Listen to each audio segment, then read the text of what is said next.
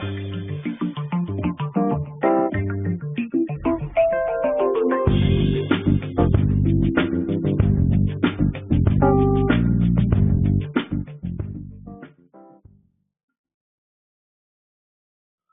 everybody, this is International Master Sam Shankland, and I'm here to start a short new series about some of the themes in the Spanish game, or the Ruy-Lopez opening, which goes as such. White will play e4, and black e5, knight f3, knight c6, and bishop b5. Of course, there are other moves than bishop b5 here. There's knight c3, there's bishop c4, and there's d4, and there's other ways that games can play out, but really if white wants to try to get anything against e4, e5, it's basically been proven that the Ruy-Lopez is the only real way of achieving this. So we're starting to get into a lot of rich chess where there's many positional ideas, and oftentimes the game will be more of a positional maneuvering type, but then at some particular point really open up and get really tactical. So there's a few lines I'd like to just mention really quickly that I'm not really going to go over in any detail because it's just a different kind of theme. There's the exchange variation of the Ruy-Lopez. A6 is black's main move here. And the exchange variation is bishop takes c6. Now, I don't believe that white really can get much of anything in this variation. It's not going to get an advantage, but the point is here the pawn structure and the piece coordination is extremely different than in most standard Ruy-Lopez positions, so we're not going to look at this really. One thing I should point out, though, is in this position, many of you might think, well, knight takes e5 just wins a pawn, but black will respond with queen d4, picking up the pawn right back. So that's one variation. Another variation is this move, knight f6. This is known as the Berlin defense, or the Berlin wall, so to speak, and it follows where white castles. Black takes this pawn on e4.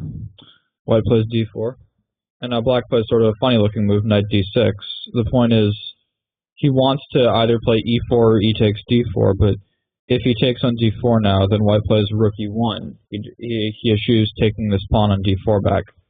Black then has to play something like d5, after which white plays knight takes d4, pinning this knight too, and there's always tons of pressure, and it's likely that black's going to end up in serious trouble. So after knight d6, black attacks this bishop, and there's some lines like d takes e5, knight takes b5, a4, dropping the knight, but quite frankly I don't believe in them at all. I think that white needs to take on c6 now. Black takes back with the d-pawn, white plays d takes e5, and then knight f5, queen d8, king d8, and there's lots of ways of playing this. Basically, black can't castle, he's a bit down in development, and white and his pawn structure is crippled, but he does have a very solid position and the bishop pair, which in the long run is going to be a big asset. But again, this is not a particularly normal, I guess, quote-unquote, Lopez middle game, so we're going to not look into this too much, but since it's such a major part of chess these days, I figured I should at least mention that it does indeed exist. So, after bishop b5, a6 is the main move, as I alluded to before, and now white usually plays bishop a4. Knight f6, castles, and so here's another line that we're not going to look into too much, is knight takes e4.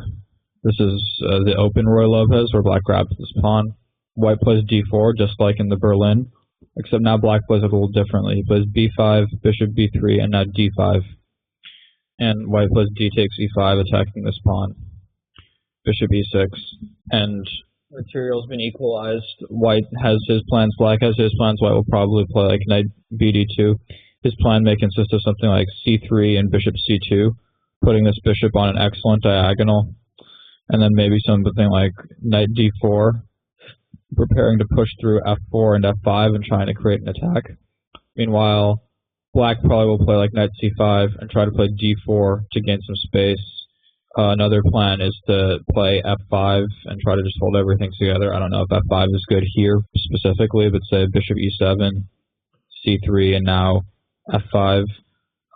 It's all very interesting, but again, we're not going to look too much into that. So now I'm basically done talking about what we won't look at, I'm going to talk about what we will look at.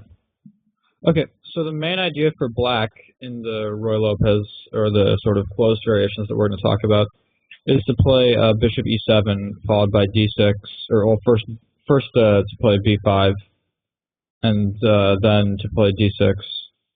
And I think this is probably the main way of playing these days. There's of course other variations. For example, black can play bishop c5. This is known as the archangel.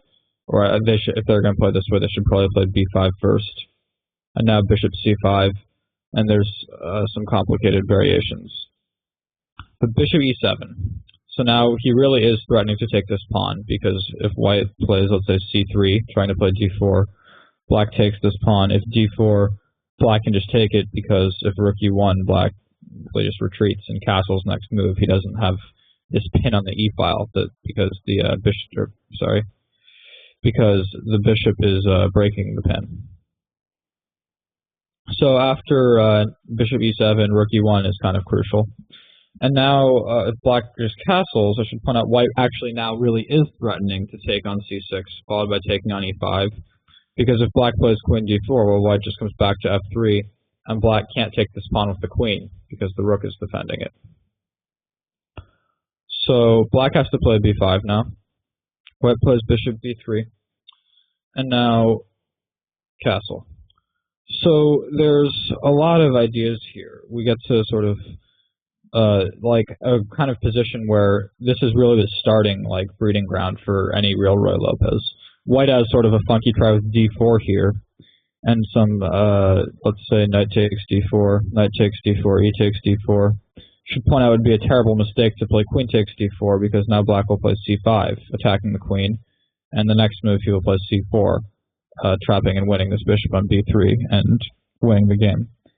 But after e takes d4, white can play this move e5, knight e8. White still can't really take this pawn, but white can play c3, dc3, and knight c3. And this has been tested out a few times. It appears that white easily has enough for the pawn, but not more, because he's going to play knight d5 if he wants to. Black's extremely cramped, but usually black will have to play something like d6. And it's basically been found that black can untangle all of his pieces and equalize at the expense of giving up his extra pawn. So this is basically equal. And the main move here is c3. So there's other ideas like playing a4 and h3, but the main point is that after c3, black has this move d5 called the Marshall attack, which is very popular on top levels.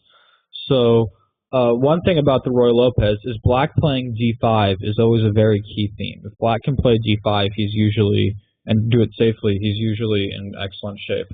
In this case, he can't quite do it quote-unquote safely, because white can take and then take a pawn on e5. But in this position, when black plays c6, he's really ready to start developing a dangerous initiative with moves like bishop d6 and queen h4.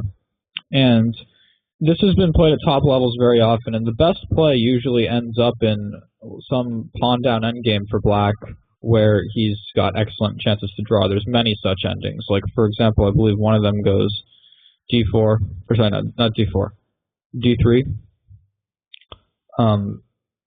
bishop d6, rook e1, queen h4, g3, queen h3, queen f3, bishop f5, bishop d5, cd5, queen d5, rook a d8, queen g2, king g2, and bishop d3. And if you look at this ending, white is better because he has an extra pawn. Black has the powerful bishop pair. He's up in development. His rooks are going to be better placed than white's, and for the most part, black's usually holding a draw in these endgames. There's plenty of other ones that are very similar, and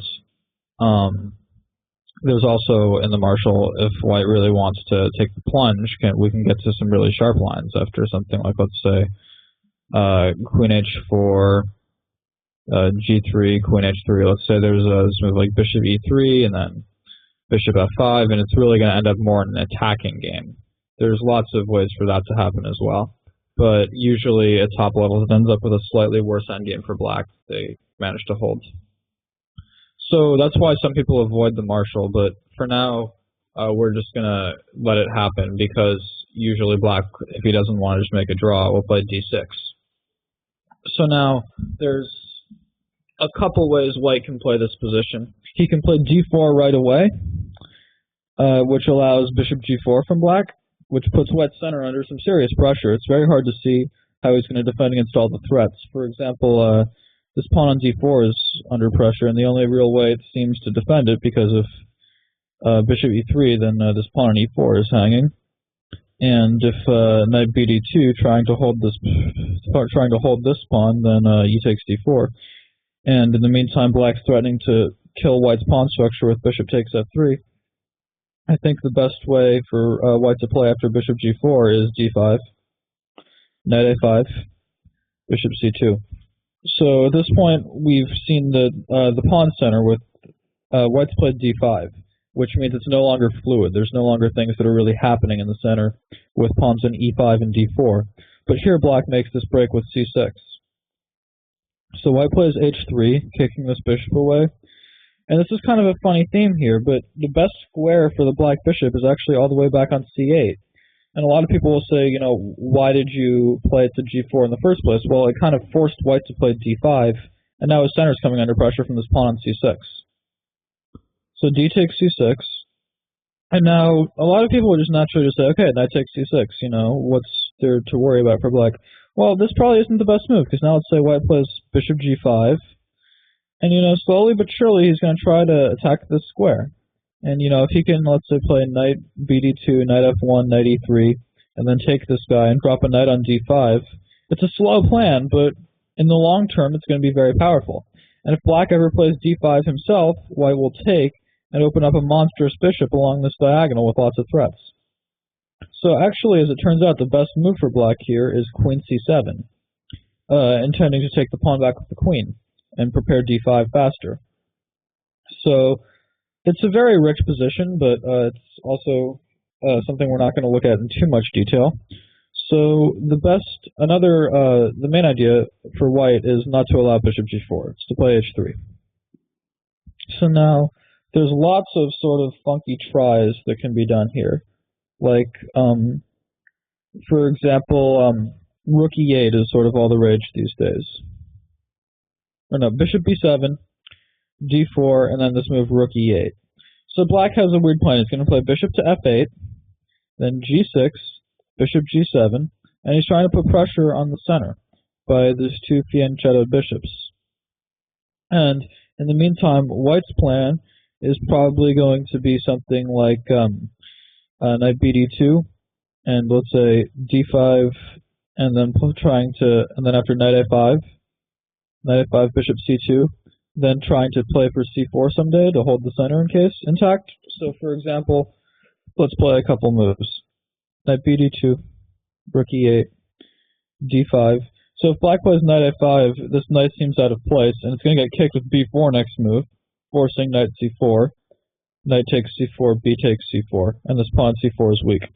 For example, say c6, b4, knight c4 takes, d takes c6. I think white can be comfortable with some advantage here because he'll be able to do stuff with the a and the b pawns, and the c pawn for black is always weak. So in general, after knight bd2, if d5, knight bd2, bishop f8, d5, knight b8 is the move, and black's going to try to play knight 8 d7 and c6.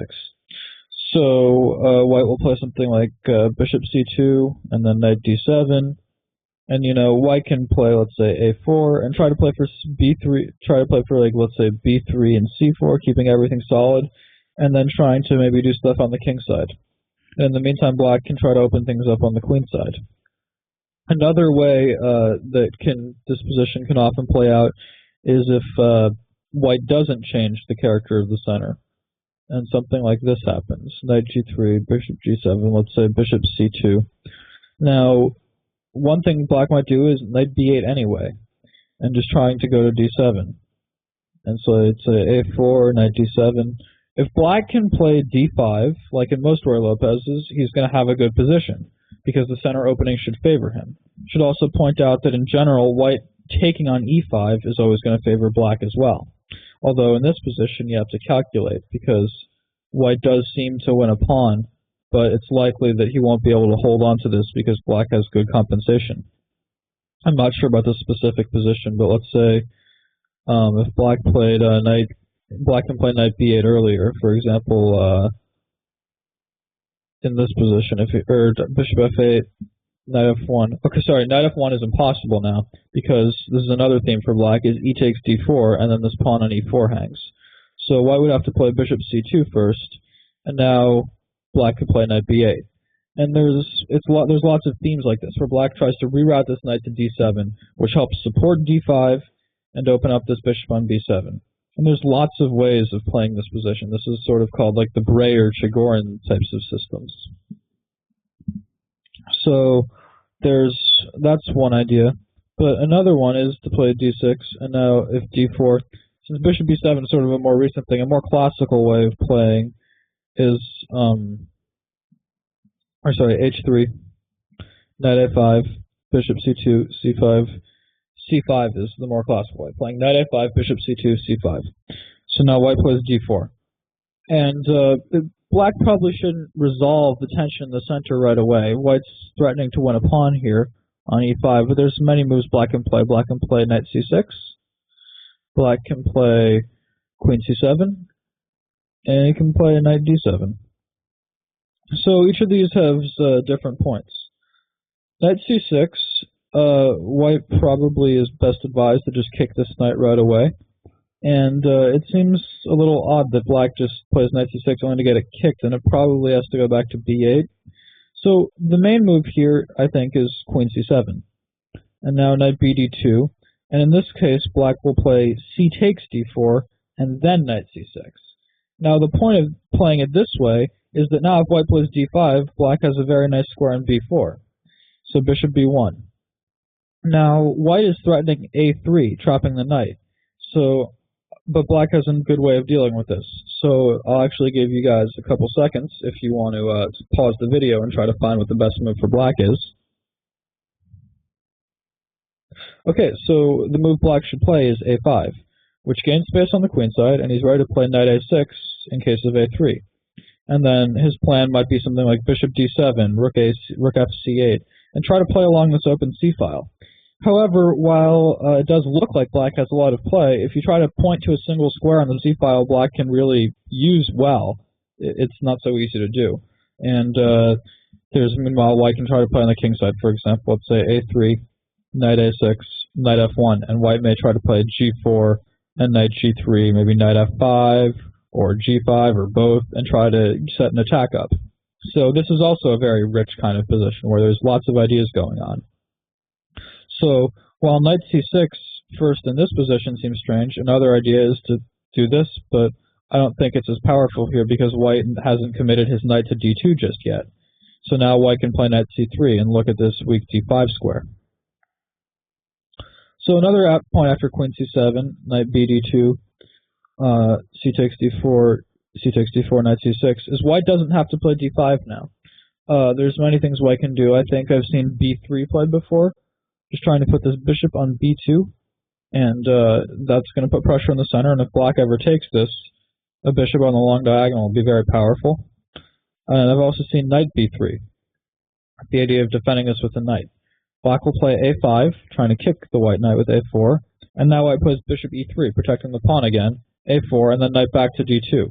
So if you look, really all that's changed between this position and the one a couple moves ago is this bishop that was on c1 is now on e3. And this pawn that was on a6 is now on a4.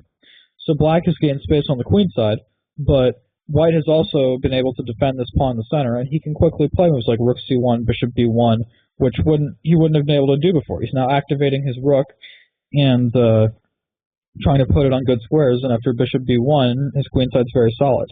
So this is another way for white to play, and it's a very interesting variation. So, One other way after d4 for black to play is this funky move knight d7. So it seems strange at first, why are you moving your knight away? But it has a key point, and that's that it's really almost saying, like, white needs to find a move to play because black's plan is going to be to play e takes d4, c takes d4, and knight c6.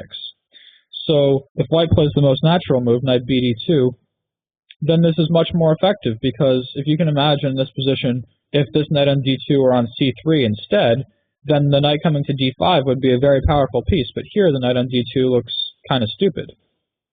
So if white can play a waiting move, black probably shouldn't play e takes d4 right away, or it won't be as effective, but it's hard to find a good waiting move in this position because white can't really find a good square for this bishop on c1. If bishop e3, then knight c4, attacking the bishop, trying to trade it off for the inferior knight on a5, also attacking b2, and bishop c1 is basically the only move. And here I'm sure this isn't the best move. I'm sure black has much better options at his disposal, but one possibility would be just to play knight back to a5 and repeat the position. And, making a quick draw with the black pieces is never something to be frowned upon. So there's a couple ideas for white here. One is to play d5, and that's now after knight b6. Black will try to play for f5, and so something like this could happen. Now black has a choice. He can play f5 right now and get a position like this one where he has the open f-file and white has a weak d5 pawn, but big concession from black's part is that white has this nice e4 square for the knight, or black can play g6 with the intention of that old phrase, every Russian schoolboy knows to recapture an f5 with the pawn. So black is going to try to play f5 and then take back with the pawn. And this is also a very interesting way of playing. However, the main way, I think, of playing this position for white is indeed to play knight bd2. ed4, cd4, knight c6. And now there's a couple things white can do. White can play d5, or he can play knight f1. Those are the only two main moves. So after d5, knight ce5, takes, we get a Benoni-like structure, sort of, although black hasn't fianchettoed his king's bishop. So he's also achieved c5 and b5 very quickly, but this can sometimes be a liability as well. For example, white plays a4 here, and black doesn't really want to allow a takes b5, so rook b8 is the main move. And now f4, knight g6, knight f3, and if you look, white's ready to push through with e5 and start to make his center roll. There's lots of things that could happen here, but one line is goes bishop h4. And now, if white takes this bishop, queen takes, he has to do something about this f4 pawn, and it's really not easy at all to see what that's going to be.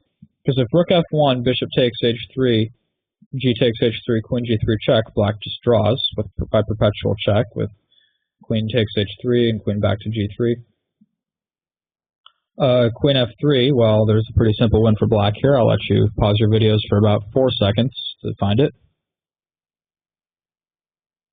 Okay, queen takes e1, seems to win a rook. So, and if f5, then knight e5, and white has really conceded to letting this knight get to a wonderful square, and he's got easy plans of playing rook to e8.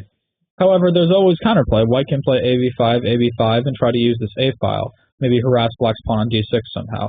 One key idea here is to play rook f1, with the intention of playing f6. And if black plays f6 himself, then his queen gets into trouble. So, and white can also try to play bishop f4. And this is also, like many of the other positions in the Ruy-Lopez, a very rich variation, where lots of things can happen. So, and lots of different ideas come into play. And usually the player who understands the positions better is going to win. That's why I think it's more important to be experienced in the Ruy-Lopez to play it well than to know theory, per se. So there's also, after bishop h4, more aggressive ways of playing for white, like rook f1, and not letting black trade off right away. So bishop g3 is a move, and now I'm not quite sure exactly what the main move for white is here. I know f5 is possible. I know that black also has tried f5 in this position himself, and after e5, de5, fe5, bishop b7, d6, bishop h4, played a position like this one where white has two powerful connected passers, but it's hard to see how to advance them, and in the meantime, his king is starting to come under some serious pressure. So there's really lots of ways of playing the Ruy-Lopez. It always gets to an interesting position. And there's many other variations too, other than playing knight a5 and c5. Like, while that's the main thing, and bishop b7, the Chigorin has come into play recently, there's lots of other ways of playing. Like recently at the U.S. Junior Tournament, which I played in, my friend and roommate, Sal Bursis, in this position played knight d7. Now, to an untrained eye, this might just look like a funky move. He's just like in the last position, he's moving his knight away from the action. But here, he doesn't even plan on going to e5 with it, or making things happen with c5 and g4. But black's idea is to play bishop f6, always putting pressure on white's center. So, for example, white plays d4, bishop f6, and white's center is under some pressure. Nothing is threatened just yet, but it's harder to develop. For example, knight d2, which is the move white wants to play to bring it to f1, fails on account of e takes d4. So, while white doesn't need to do this right away, black is banking on the fact that it's likely white's going to have to play d5, and now he'll have this e7 square for his knight, rather than this a5 one, which is sidelined, where now black has plans of playing, knight g6. And that's a good plan as well. Or playing g6, bishop g7, f5, and almost playing it like a King's Indian. So this is another way of playing for black. And I believe the aforementioned game continued bishop e3, rook b8, rook b8, knight d2, knight e7, and I believe white played knight g5 here. And after h6, bishop f7, rook f7, knight e6, the players repeated a couple times and then agreed to draw. Notice that black can't really go anywhere, because if queen b6, d takes e5 will win this bishop.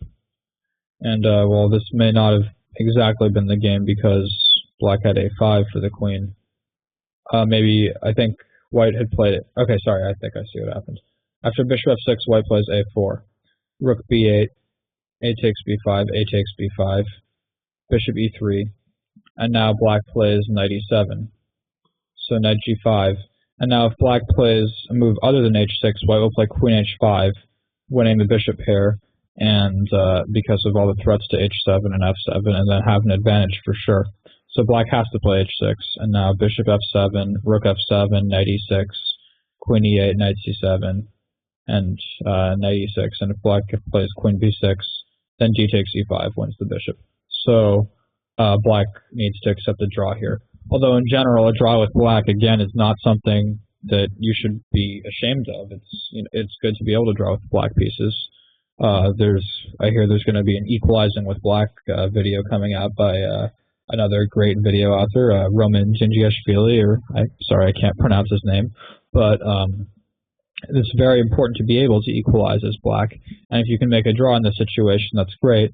And if white doesn't take the draw, then there's definitely still more play left in the position. Black will soon play knight g6, and he's maybe going to have ideas of playing knight f4. He can try to play like e takes d4, c takes d4, and then c5, again aiming for a Benoni structure. So there's really many things that black can try to, I guess, unbalance the game. So that's going to end part 1 of this series. Part 2, I'm going to start looking at those lines I mentioned I wouldn't spend too much time on because they are Ruy-Lopez. And in part 3, I'm actually going to take a couple select games and go over them. So thanks. This is Sam Shanklin signing off.